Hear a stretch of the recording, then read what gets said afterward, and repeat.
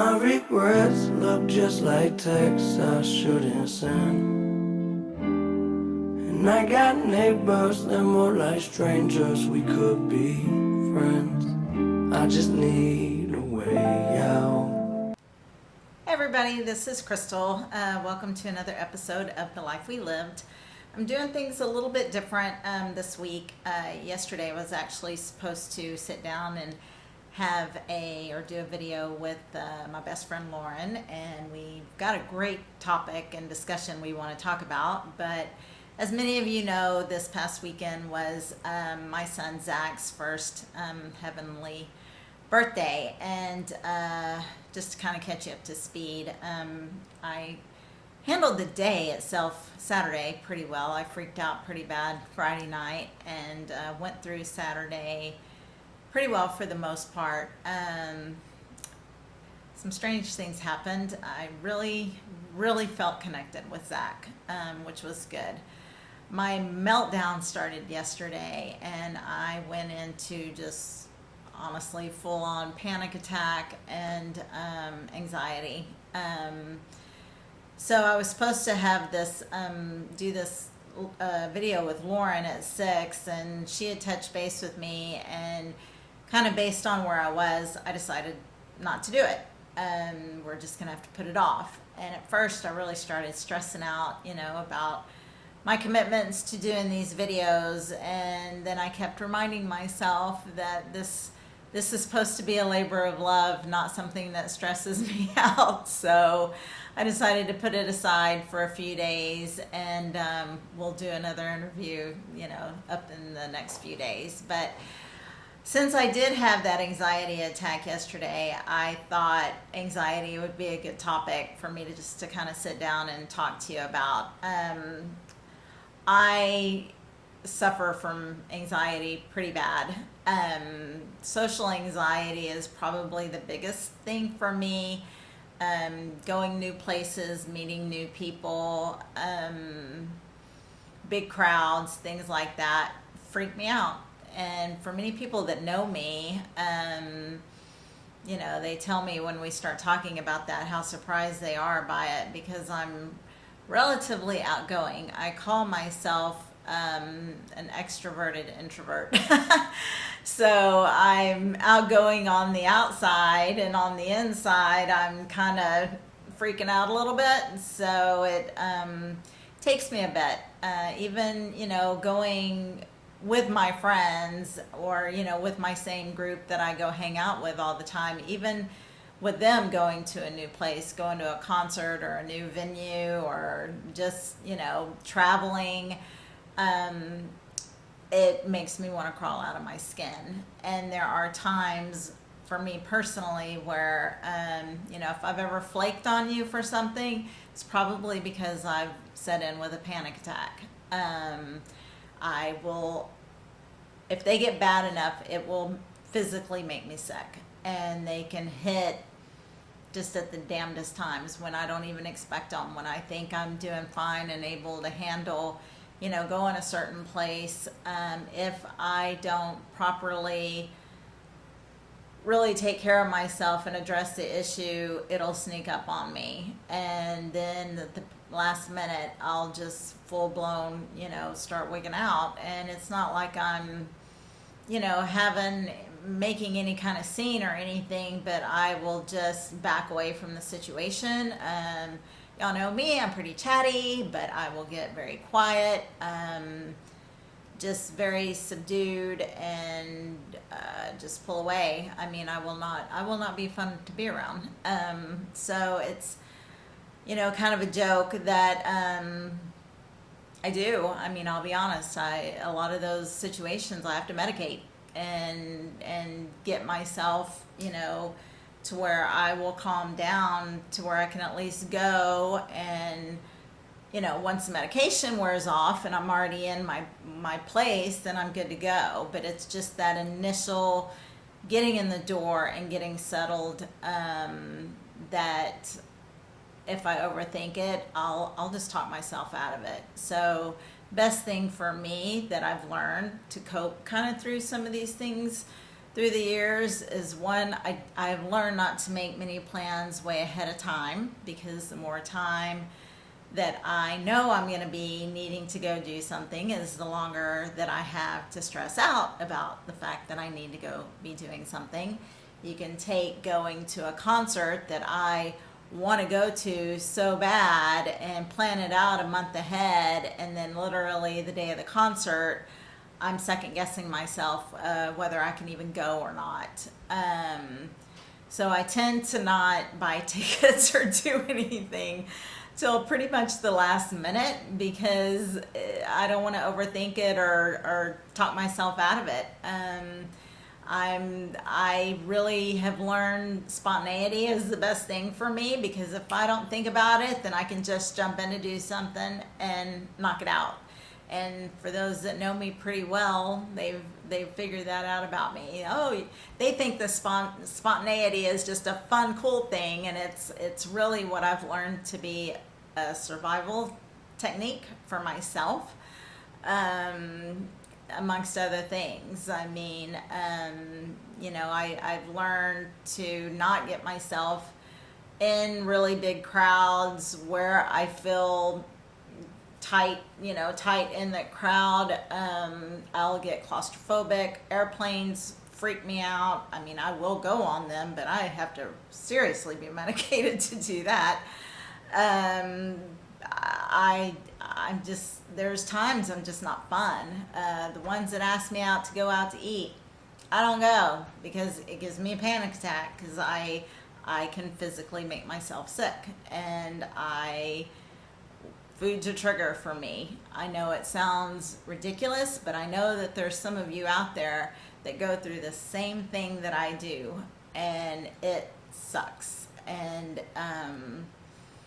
there's just a lot of things with anxiety that, that it has a stigma, and unless you suffer from anxiety, you don't get it. You think it's in somebody's head, that they're making it up. But it's real. I started noticing it within myself, honestly, when I was looking back now. I was in elementary school, or early, 6, 7 years old. My family teased me about getting stomach aches, and my stomach always hurt.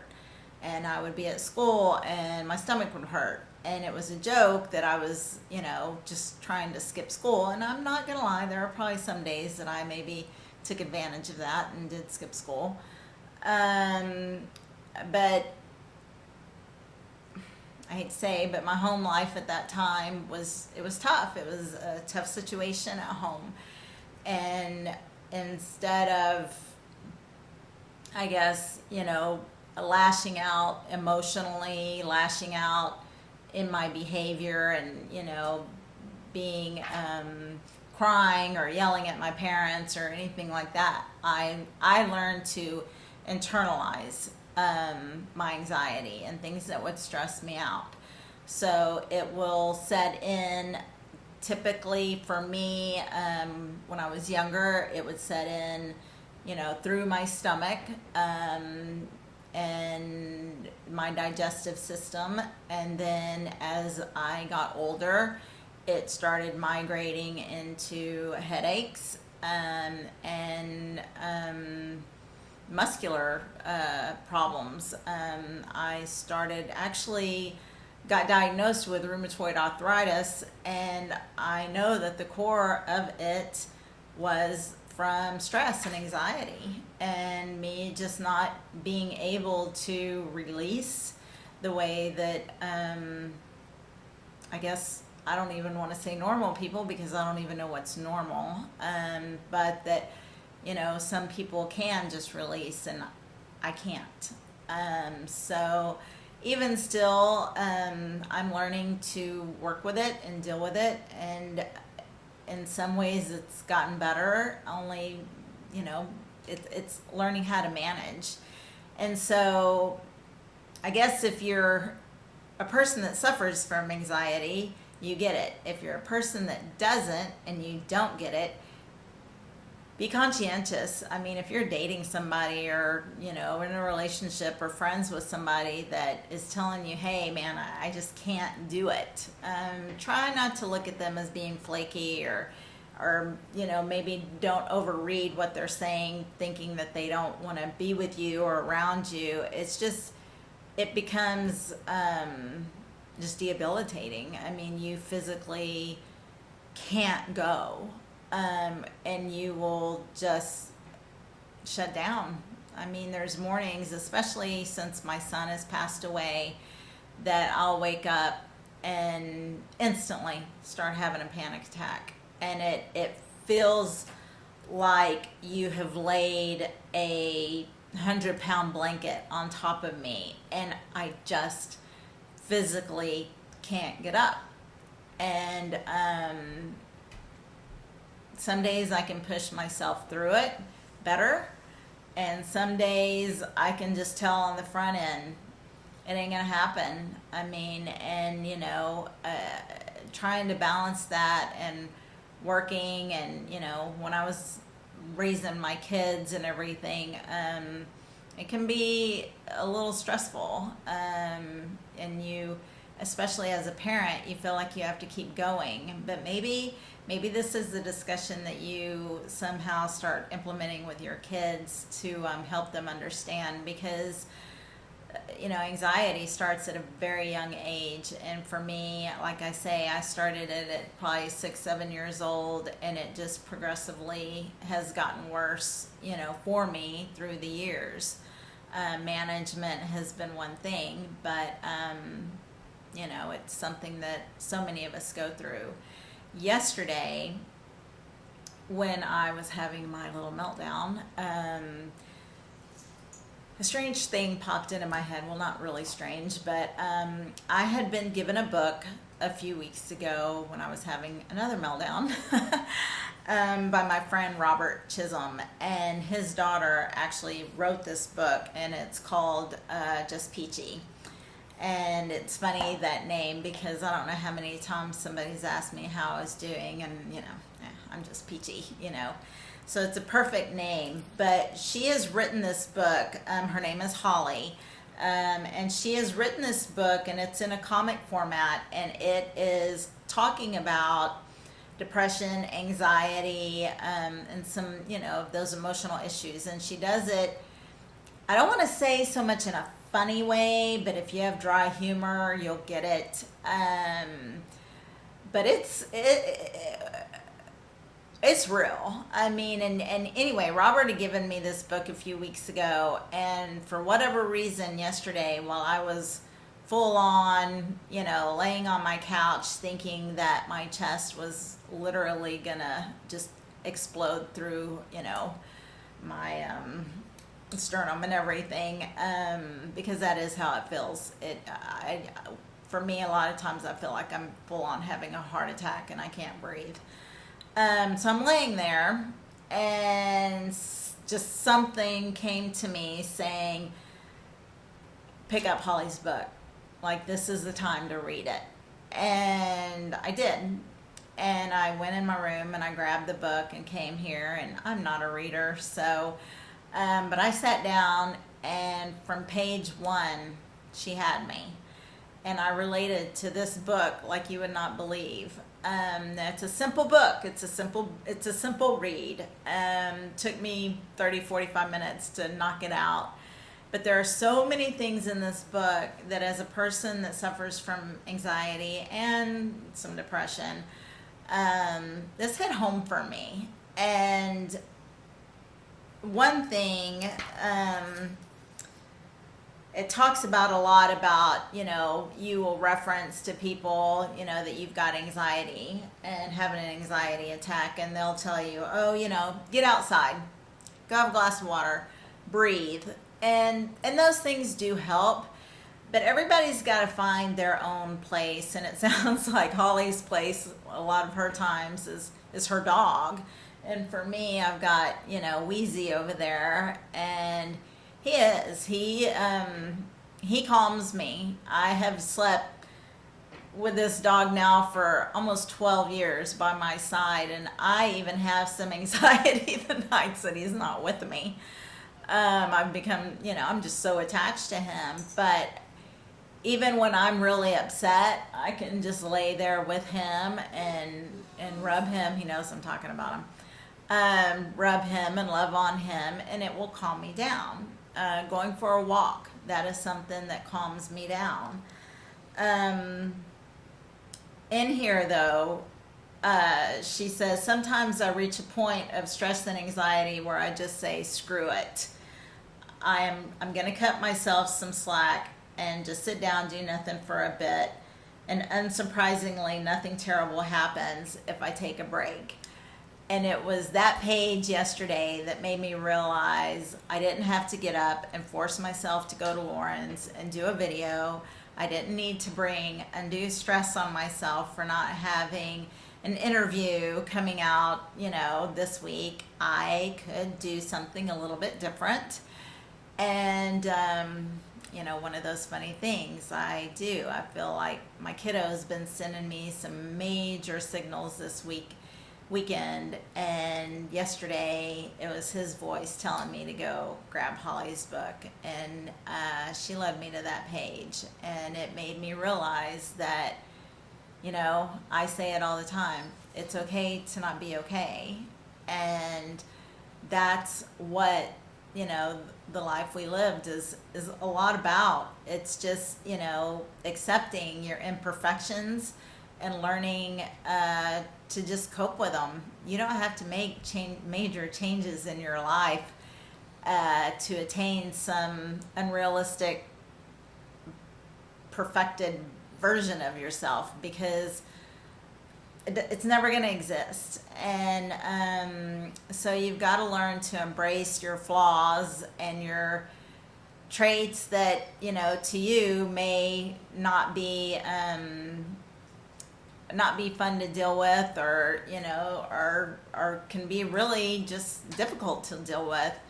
But it is who you are. Anxiety, it's who I am.